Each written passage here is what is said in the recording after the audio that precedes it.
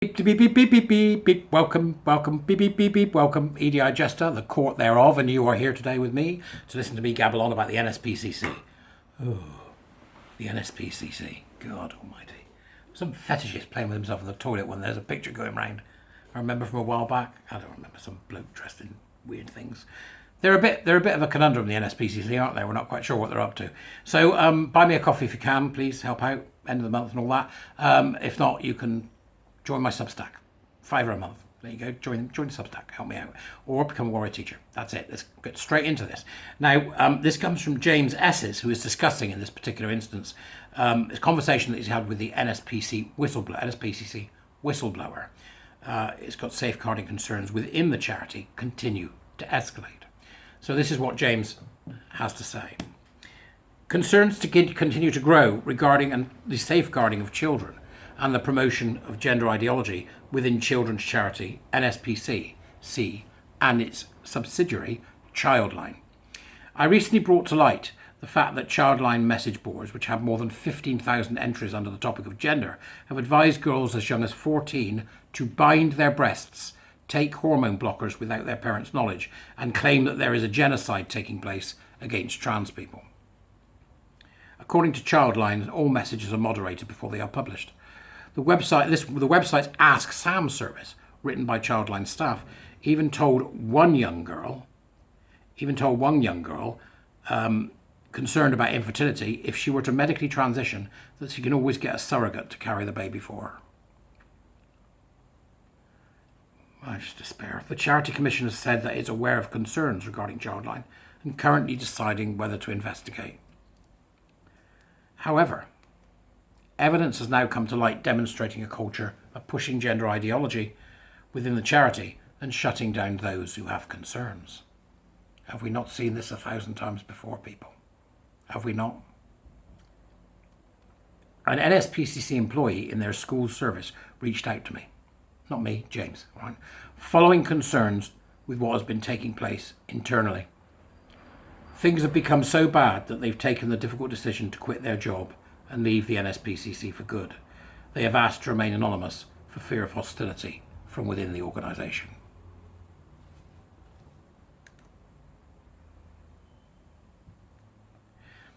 The employee, who has had a long career in teaching and child safeguarding, first started to notice gender ideology being pushed within the charity when management were encouraging staff to put their pronouns and preferences and references to Pride Month in their email signatures. I became aware of a significant amount of ideological content within the service, said the whistleblower, including internal training sessions entitled The ABC of LGBTQ+. They told me James is now saying, they told me these monthly sessions featured guest speakers from Stonewall as well as individuals identifying as non-binary or asexual. What is it with these asexuals? Nobody cares that you aren't porking. Honest to God. They showed me a statement from the internal LGBT staff network defending Monroe Bergdorf. Oh my God. The former NSPCC trans patron who was removed from post after stating that all white people are racist. I also believe that he's been homophobic at times, hasn't he? Something about dykes. The LGBT staff network demanded an apology from senior management and requested that CEO Peter Wanless meet with Stonewall to seek their expert advice. It's clear that this staff network holds a lot of power within the charity. They told me, the whistleblower told James. They began to become more and more concerned when they noticed the way in which language was being policed inside the charity. They described this to me as the erasure of the word woman. For example, the NSPC's Working Through Menopause study states the M word is for all colleagues and is inclusive of all gender identities. They also came across internal policies warning against the use of gendered language in schools. This is the NSPCC, for fuck's sake. They were concerned, the whistleblower, by the fact that these policies explicitly stated, don't share externally.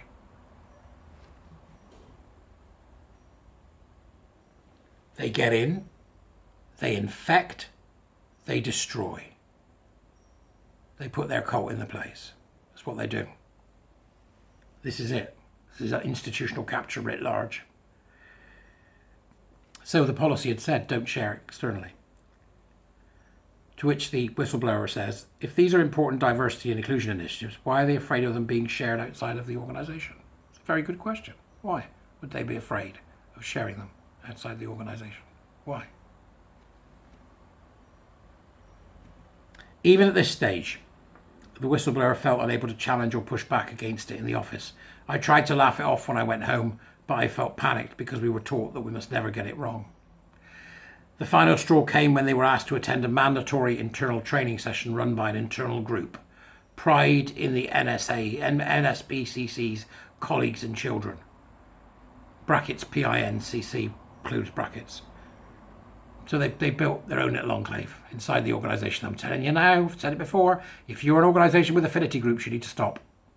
The EHRC, the human rights body, should be looking for test cases where we can make affinity groups in organisations illegal.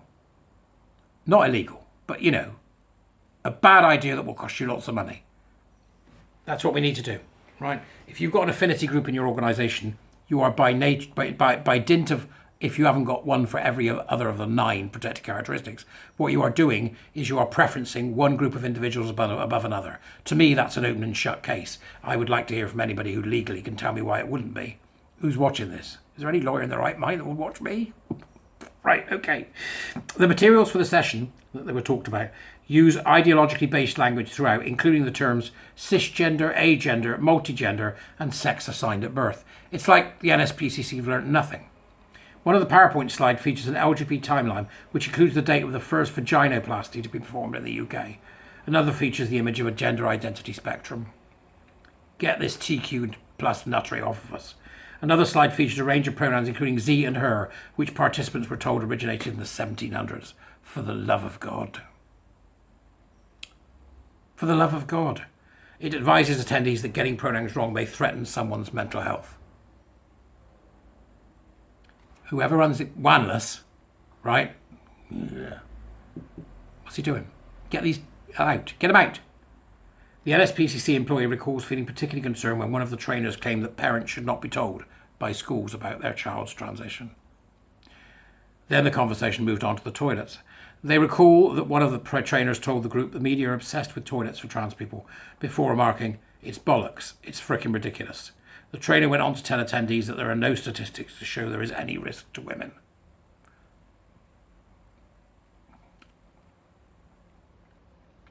Man puts on dress, becomes priestly class. That's what it is. Man puts on dress, becomes priestly class. No. Nope. Safeguarding first, people. Safeguarding first. That's the most important thing. All right? The trainer went on to tell attendees that there are no statistics to show there is any risk to women. This felt aggressive. They told me I didn't feel safe to express my views or concerns. Participants were then asked to consider an example scenario involving a trans staff member wishing to use the toilets that corresponds to their identified gender. Participants were to discuss the reaction of a colleague who expressed discomfort with this and suggested the trans colleague use the disabled bathroom instead. No, just use the bathroom that's about your sex. The entire group said the trans member of staff should be able to use whatever toilet they want and that the concerned colleague should use the disabled toilet if they felt so put out. There was no concern whatsoever for women, safety, vulnerability or trauma. That might mean she needs a single spouse. Towards the end of the session, the NSPCC employee finally got the courage to say something. I looked at my heart rate on my Fitbit. It was going through the roof. However, the response they received was anything but positive. I simply stated that sex is a protected characteristic under the Equality Act 2010. I was met with silence, which felt like it lasted an age. The trainer stared at me so intensely that I felt extremely uncomfortable before eventually saying, being trans is a protected characteristic, and at the NSPCC, we uphold that. They then moved on with no reference to the fact that being a woman or having gender-critical beliefs are also protected under law. At the end of the session, the trainers signposted to mermaids. Given that mermaids are currently being investigated by the Charity Commission for safeguarding concerns, this felt wholly inappropriate. Following on from the session, they lodged a formal internal complaint and are currently waiting for the response. However, they told me that the training session cemented their decision to leave the NSPCC. I felt, the whistleblower continues, I felt as if I would never complain or speak out if I saw a man in the women's toilets. I'm normally a really outspoken person, but I simply couldn't do it. From the message we have been given, I would be worried about colleagues who would accuse me of being a bigot. It's the playbook playing out again, isn't it? Our conversation concluded, says James, with them sharing their concerns about the future of the organisation. I simply don't want to be associated with the NSPCC if they're going to become our next mermaids and fail to safeguard children. Surely the time has come for the Charity Commission to launch a full-scale investigation into what is taking place within the NSPCC and Childline. Our children's well-being depends on it. The only lens through which to look at trans ideation in children is a safeguarding lens. It's an immediate red flag. That's it. It's not the same as being gay. You know, come out as gay, so what? Doesn't affect anybody. Right? Come out as trans.